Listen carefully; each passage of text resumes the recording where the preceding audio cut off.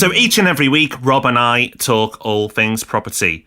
But for those who stick with us each episode, you know that we get into a top resource each week, something we call Hub Extra. Well, this week, we've got the best of Hub Extra, all our favourite books, podcasts, and more that you need in your life coming up.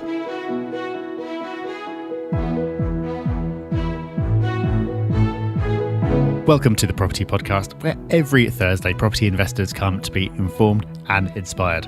This is one of our favourite episodes to put together. We do it every year and we love it. So many great discoveries we've made this year, and we're going to be sharing them all with you in just a moment. What better Christmas gift could you give a property investor than a whole year of case studies, in-depth features, interviews, and location guides? Well, clearly there is nothing better, and you can give that perfect gift by gifting a subscription to the Property Hub magazine. We've made it dead easy for you to pay for a whole year up front and give a code to your property-loving friend or family member so they can go and activate their subscription and start getting that property knowledge dropping through their letterbox every other month. All you need to do is go to propertyhub.net/gift. That's propertyhub.net/gift. Rob, I'm so excited. It's the podcast that we always look forward to when the year starts, even though we do it at the end of the year. And it's a podcast that, although it has very little to do with property, we know is one of the most popular podcasts we do each year, which is a bit worrying. Yeah, it is really, because we're not talking about property. We're not giving you anything that will help you succeed in life or business, but we are rounding up the best of Hub Extra, our favourite resources of 2019. We do this every year. We always get a great response. We do it just before Christmas, so you can use it for last minute gift ideas. And I love it because it's a chance to go back and think through all the things I've enjoyed this year, which is loads. It's been a really great year, actually. And Rob, I always pick up some new tips from yours as well. So we're going to talk about books, podcasts, YouTube, TV, and apps and tech. Let's get started with books, shall we? What's your first pick? Yeah, books has been really strong for me this year. 2019 has been a good book year. I remember 2018 getting to the end of thinking, wow, I've really struggled this year. But I don't know if it's luck, but this year it was so hard to make a shortlist. There were so many books that could have made this list. So the first book on my list, Rob, is called Bitcoin Billionaires, and that's by Ben Mesrich. Bitcoin Billionaires follows the story of the Winklevoss twins, and you may remember that name because they were featured heavily in the film The Social Network. That book that was adapted into a film is very famous, and in that film, the Winklevoss twins don't come out of it too well. Well, what's really interesting is that the author seems to have changed his mind as time's gone on and actually looked at what they've done and hasn't made them out to be a pair of clowns, which they kind of do come across a bit in that film. It's a fascinating story of how they deal with that period of time with Mark Zuckerberg, how they are awarded a lot of money through compensation, but ultimately don't get to keep Facebook, and how they deal with that and move on. Because that could be the defining story for many people. You know, we made a lot of money and we stopped. But actually, that was just the beginning for the twins. And it's a fantastic book of their story and the rise of Bitcoin. And the author's done a great job of weaving those two stories together. Highly recommended. It's super entertaining. A massive open pit, jammed with nearly 100,000 people, sprawled out in front of a huge raised stage, reverberated through the air, so loud that even from the dock behind the main stage, each note threatened to crack the very air. Now this is how you make an entrance, Tyler thought to himself as he stepped off the edge of a London grey 88-foot Riva motor yacht and onto the dock. I don't know how we've never talked about that book before. Like, that sounds so up my street. It's unbelievable. I'm going to be checking that out straight away after we've finished recording this. So I've given you one, Rob. Give me a new one. I won't give you a new one, Rob. I'll give you an old one that I happen to know because we've talked about it before that you haven't read yet. It's Sapiens by Yuval Noah Harari. And this is a chunky book, and as it should be, it covers the whole of human history from the very beginning of evolution to the present day. Not something that you can really fit into a pamphlet. But I put off reading it for a good 3-4 years because, wrongly, I tend to go onto Amazon and look at the page count of a book, and it said something like 900 and something. I don't know if I'm up for that. But actually, it was super readable and so interesting, especially the first third of the book where it's talking about the very earliest humans. I didn't even know that there used to be multiple species of humans before Homo sapiens became basically the only one, possibly by killing off all the others. We're not quite sure, but the book goes into all that. But it's really fascinating. He makes it so accessible for what's quite a difficult subject. So strongly recommend you don't leave it as long as I did before checking that one out. Biologists label organisms with a two-part Latin name, genus followed by species. Lions, for example, are called Panthera leo, the species Leo of the genus Panthera. Presumably, everyone listening to this book is a Homo sapiens, the species sapiens, wise, of the genus Homo, man. Yeah, I have to say I'm guilty as well, Rob. I actually own that book, and I've owned it for a long time. But I just look at it and go, wow, that's intimidating. So you've pushed me. I will pick it up and start to read. At least the first third. A book, actually, Rob, that I'm recommending, but I am recommending it because you put me onto it, is The Ultimate Blueprint for an Insanely Successful Business. Bit of a long title and kind of doesn't really explain what the book's about. The book ultimately is about finance in business or your financial reporting. And why am I recommending it? Well, I feel like I've pretty much read every business book under the sun, and so many feel the same now. It's the same stuff said in different ways. So it was nice to pick up a book that was just completely different and gave you actionable advice. It made a huge difference for us and our business and how we view numbers and how we will report on them moving forward. And because it made such a strong impact on us and the business, it has to make my list because it's been a while since I've been excited by a business book. It's by Keith Cunningham. If you own a business or you're interested in business, then put it on your list. It's a great read. Yep, if we say it'll get you excited about business metrics and accounting, you'll probably think we're crazy. But if you read the book, I think you might just end up agreeing with us.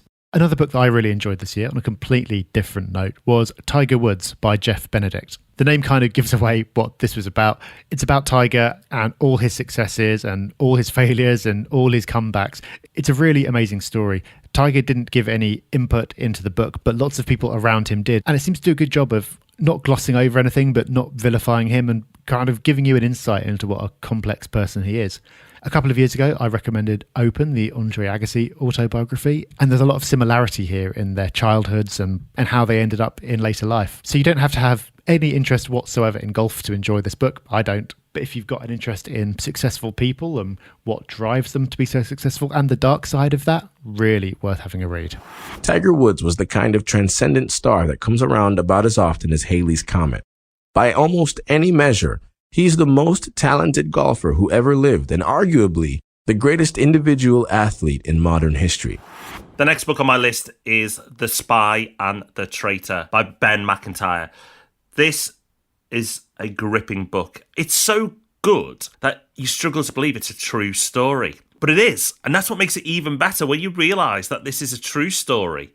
It's incredible. It's actually amazing that this story isn't more widely known. It's a phenomenal tale, and it's about a Cold War spy. I don't want to say too much about it, because if you've not read or listened to this book, and I listened to it and it was really, really good on Audible, get it for Christmas, or get it for somebody for Christmas, because it's the type of book that will appeal to pretty much anyone who enjoys reading. Rob, I know I recommended it to you and you picked it up and you loved it as well. Yeah, like you said, if it was a fiction book, it'd be really good. But the fact it's actually true is crazy. And it's a whole period of history that I didn't really know anything about. So I really enjoyed learning about everything else that was happening at that time as well. Definitely worth strongly recommending. As the most senior Soviet intelligence operative in Britain, Gordievsky would henceforth have access to the innermost secrets of Russian espionage. He would be able to inform the West what the KGB was planning to do before it did it. The KGB in Britain would be neutered. And another book that we've already strongly recommended this year is Can't Hurt Me by David Goggins. We don't need to talk about this too much now because we recorded a whole episode about this book. Back in episode 325, we had an episode called 6 Lessons from a Hard Mofo, where we round up some of the ideas from this book. The great thing about this book is it's 2 in 1. It's, again, an unbelievable true story, but it's also a self-improvement book in that there's so many motivating ideas in there as well. So go back and check out episode 325 and definitely pick up the book as well. We found hell in a beautiful neighborhood. In 1981, Williamsville offered the tastiest real estate in Buffalo, New York. Leafy and friendly, its safe streets were dotted with dainty homes filled with model citizens. Doctors, attorneys, steel plant executives, Dentists and professional football players lived there, with their adoring wives and their 2.2 kids. Cars were new, roads swept, possibilities endless. We're talking about a living, breathing American dream. Hell was a corner lot on Paradise Road. Okay, so plenty of books for you to be purchasing on Amazon or Audible, but we love podcasts as well. And yes, we tell you about other people's podcasts because we are podcast addicts. We just love listening to podcasts. And here are a few others for you to consider while you're waiting for the next property podcast to pop into your feed. One I've mentioned before, but I still love, so it has to stay on the list for me. It's Masters of Scale by Reid Hoffman. Reid Hoffman, the founder of LinkedIn, part of the PayPal mafia, super successful guy, and interviews incredible people. So he's had Mark Zuckerberg on the show before, he's had Sheryl Sandberg, but more recently he's had Bill Gates.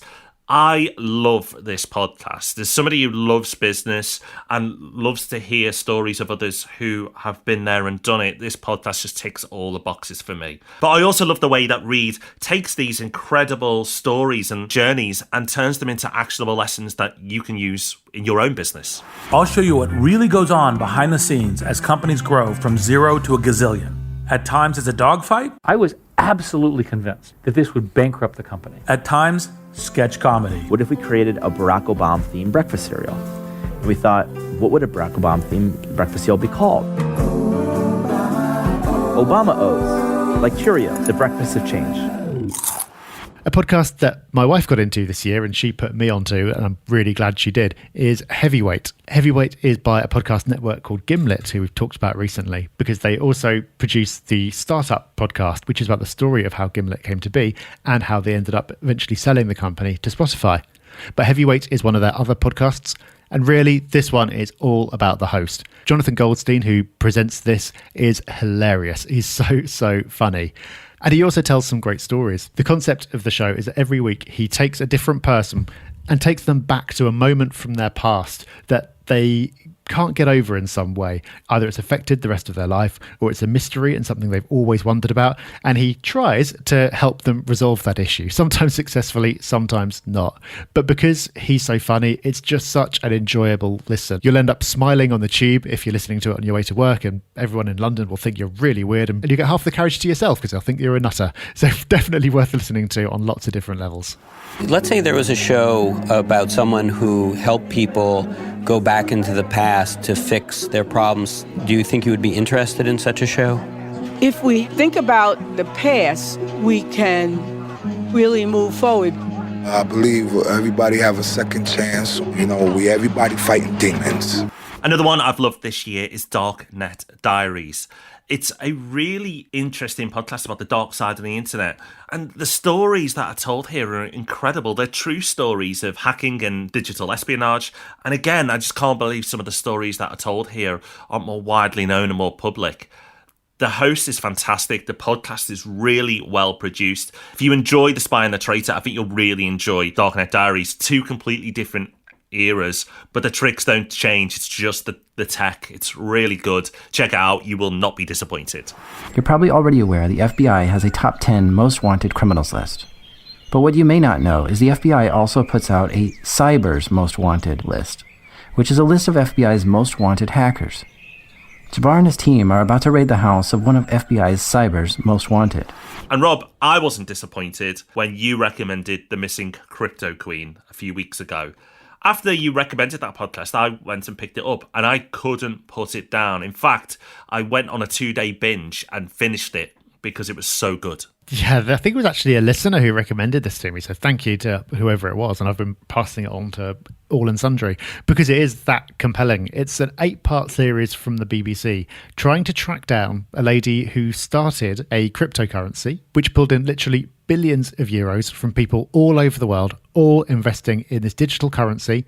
And then one day she disappeared and has never been seen since. It's really mad because it's such a huge scam, but a really clever scam. The way that it played on people's emotions and wanting to be a part of something bigger and their hopes and dreams to get them to buy into something, which if you know the slightest thing about cryptocurrency, you'll know is complete nonsense, was really quite something. But I really enjoy these little podcast mini-series, just telling a story over 6-8 episodes. There's actually another one I'm listening to now, which I'm going to save for next year because I haven't finished it yet. But I really enjoy that kind of podcast format. So if you haven't listened to the Missing Crypto Queen, then do, but do it on a day when you don't have too much else planned, because you might end up listening to more than you first planned. Dr. Ruja promised to make the world rich through a revolutionary new cryptocurrency. I believe what makes us different is our vision.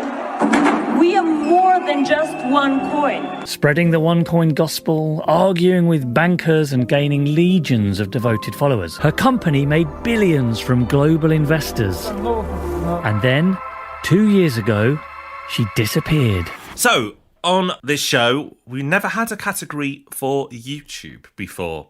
But we do this year because, certainly for myself anyway, I've really got into YouTube. I've never used to see the attraction or the appeal. I used to just think it was kids chatting away about their lives and not really much else going on there. But as we found by contributing on YouTube ourselves, but also now as a consumer, there's loads on there. The YouTube algorithm is incredible because once it learns what you like, it just feeds you videos that are similar to it. But it's scary how good it is. And I've ended up watching things I thought I had no interest in. Really random stuff. And the first one on my list is completely random because I didn't go looking for this, but somehow it ended up in my feed, and now I love watching these videos, is the YouTuber called Aquaholic. This is a guy who goes round and videos himself touring yachts and super yachts. And he does the full range. He'll do, sort of small ones that are a few 100,000 to super yachts that are tens of millions. And he does the full spectrum. I really like his style. I really like the way he puts it together. He's very likable. Comes across as just a normal, humble guy. That kind of world for many will be intimidating, but he seems to make it accessible, and it's a way of just having a nosy round these beautiful boats and just getting a sense of what it'd be like to experience them. I don't know why I ended up watching these videos, but I do know why I've continued to watch them, because they are really entertaining. So take a look. Aquaholic, great YouTube channel. And beautiful, beautiful boats. Video this at the Southampton Boat Show last year, but I never really felt I did it justice. So when Princess Motor Yacht Sales called me up and said, we've got one here in Swanwick, do you want to come and do a video? I jumped at the chance. So we're going to start on the back. And I love this huge bathing platform with these lounges that they put out on it. Just a little sit on here. Can you imagine being here in the Med in a nice bay with your view out at water level? How cool would that be? Well, one of the best things about YouTube, I think, is that much like podcasts, there's a niche for everything. Even if you're into something quite obscure, there's somebody making really high quality content on that subject. And a good example of that I've picked out is called City Beautiful, which is about urban planning, which is super duper niche. It's not the kind of thing that anyone's ever going to really make a TV show about, but there is a YouTube channel for it. And what I love about this is it's presented by the most enthusiastic man in the world. I love it when you get a presenter who clearly is absolutely obsessed with their subject and finds it totally fascinating. So it's his enthusiasm that really carries the whole thing. So you only have to be marginally interested in city planning to find it enjoyable. And Rob, I know you're a big fan of Disney, and he's actually done a couple of videos about the urban planning of Disney World, so you might want to start with those episodes. Walt Disney World is set on 27,000 acres in Central Florida, roughly the size of the city of San Francisco. It's also the most visited resort in the world. Its impressive size and record-setting visitor attendance are amazing, for sure. But what might be even more amazing, especially to a city planning nerd like me, is the special district that gives Disney unprecedented control over its land and municipal services. This video tells that story of how the special district came to be and how Disney uses it to control its parks. The next channel I'm recommending is History Matters. These are brilliant videos. They are so clever, sharp, witty. It's got the lot. What they do is they take periods of history and sum them up in about 10 minutes. It's all done through basic cartoons and images, but it is so well put together, so snappy, so well edited that you just end up consuming loads. And it's amazing how much you can learn about a period of history in 10 minutes or less. I think it's the fact that they are limited, most of them, to just 10 minutes, that makes them so accessible and so enjoyable. If you have any interest in history, then check out History Matters. It's a really, really good YouTube channel. 55 BC and Julius Caesar has just arrived on the southern coast of Britain. He did this shortly after his conquest of Gaul, which was here. He likely did so because of the close ties between the inhabitants of Britain, known then as Britannia, and those of Gaul. And another one that you actually put me onto originally, Rob, is Jay Foreman. He describes his channel as very silly educational videos, which is 100% spot on, really. He's got a series called Unfinished London, which is about town planning gone wrong, all the strange way that London has evolved over time. And another series called Map Men, which is about maps, as you might have thought. But it is brilliant. I know it sounds geeky, but it's brilliant. It sounds boring / bonkers, but it's just absolutely brilliant. I've talked a lot today about great presenters, and he is just so funny. It's quite Monty Python-esque. It's really bizarre, really silly, but it's educational as well. You might not think that a video about geography sounds that funny, but I don't think I laugh as much at anything as I do at his videos. So Jay Foreman gets a massive recommendation from me. Here at Mapmen, we love a good globe. Because it's a map, but also a toy.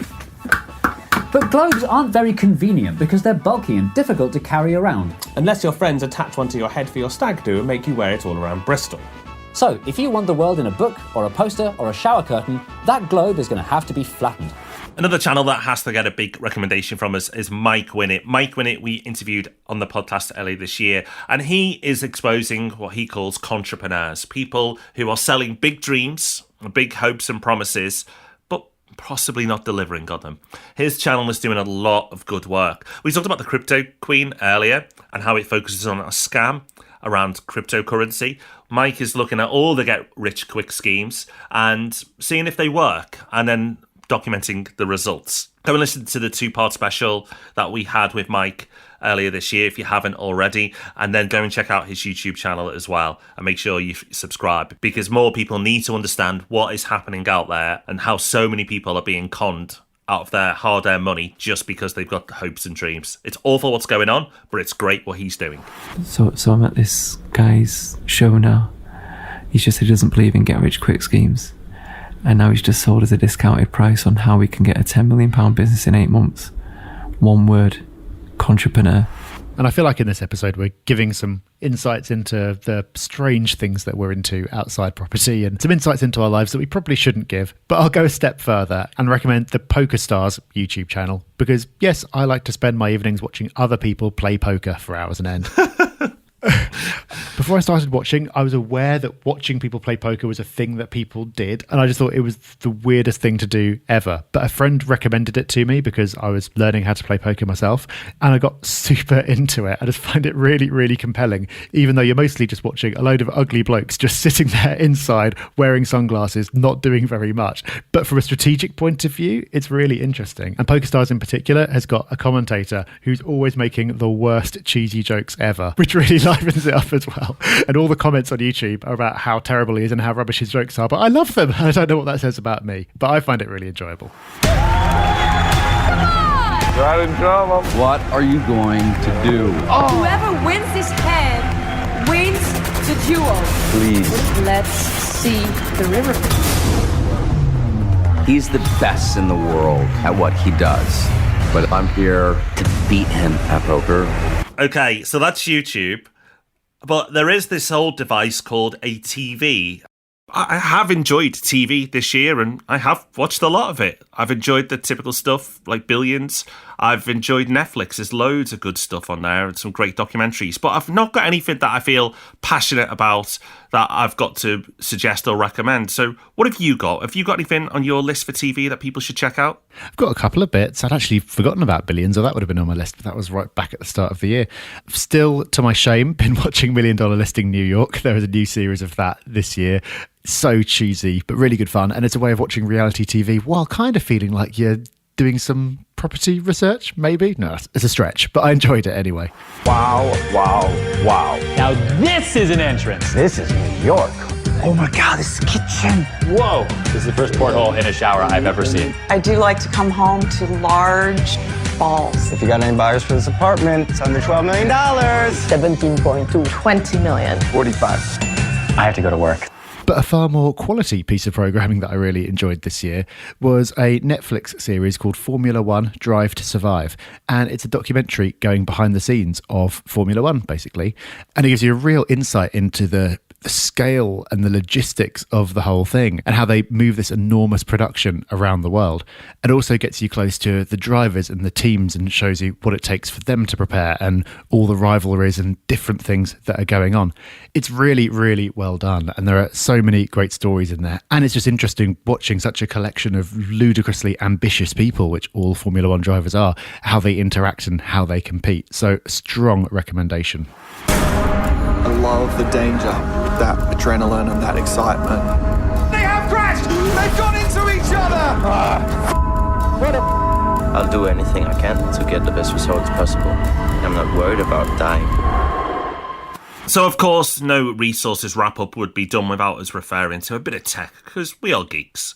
So this year, a bit of tech that I've really enjoyed is the AirPods. So I used to see people with AirPods walking around and I thought, they look daft, I fancy a bit of that. And I've joined that club. But they're great. They work so well with the iPhone. The sound is great. I don't know why they're better than any other wireless speakers, and maybe I'm just been brainwashed by the marketing, but I really just enjoy using them. They charge so quickly. And I prefer doing calls through them now. I can just do things on the move while I'm making a phone call, and I make a lot of phone calls. So AirPods, you may see people wearing them. You may feel they're a bit daft, and I don't blame you if you do, but I really, really like them. I've never really understood what the issue is with having a little wire connecting the two sides, but maybe there is something I'm missing. But what I think is really interesting is about a year ago, I did think they looked really daft, but now I'm so used to seeing them that it doesn't look silly to me anymore. It's kind of funny how you get used to things and your perceptions change. One app that I used for the first time at the end of last year, over last Christmas actually, is Getaround, which is basically Airbnb for cars. In that if you want to, you can list your own car on there for people to hire. But the way I use it is to hire cars off other people. The brilliant thing about it is it's so much more convenient than actually having to go to a car hire location, which might not be near, and queuing up and arguing with them about insurance and stuff like that. With this app, you literally just go on the app, you find a car near you, which is normally really, really close, sort everything out, and then when you get near the car, magically, in a way I don't understand, the app can unlock the car and the key's just inside waiting for you. So you don't even have to interact with a human. So if, like me, you live in London and public transport and Uber is really good, but there's just a couple of times a year when you need a car, it's a really good solution. This next app I've mentioned before, but I just feel like endorsing again because it's probably the app that I have on my phone that's made the most positive impact on my life this year. Candy Crush? No, not Candy Crush, Rob. That was second. No, first for me this year was Fizz. Now, Fizz is an app that helps you sleep, but also can help you take a power nap. And Rob and I have quite a lot on the go, like many of us do these days. And, sometimes in the middle of the day, you can be worn down. But I'm one of those people that really just can't switch off and fall asleep straight away. With Fizz, it's got a nap setting. And if you pick it, I never fall asleep, but I go into more like a deep meditative state. And I always wake up refreshed. Whether I just do 12 minutes or 20 minutes, not a long time, just put it on for a little bit. But I've found so many times it's saved my day. If I've had to push on into the evening, that little lunchtime, 20 minutes, just to refresh, recharge, has made such a difference to me. You wouldn't think that just stopping for that amount of time would recharge your batteries that much, but it really does. And the fact that this app is free as well is absolutely fantastic. Yes, there are premium options that you can pay for. I've not needed to, but if they charge for this app, I'd pay for it because it's made such a great impact. So, Rob, loads of good stuff this year. I really enjoy looking back and reminding myself of all the things I've discovered. Yeah, it's been a great year for resources. And I think this year a really strong one on the books front. I really hope next year's just as strong because the impact a good book can make on your life is priceless. So here's to a strong 2020 of tech and resources. So this week we've been looking back over 2019, and next week we're going to do the same thing in a slightly more personal, slightly more terrifying way. We're going to be looking back over the predictions that we made at the start of this year and seeing how we did. So make sure you join us for that one next Thursday. Until then, have a great week and we'll see you soon. Bye-bye. Bye-bye.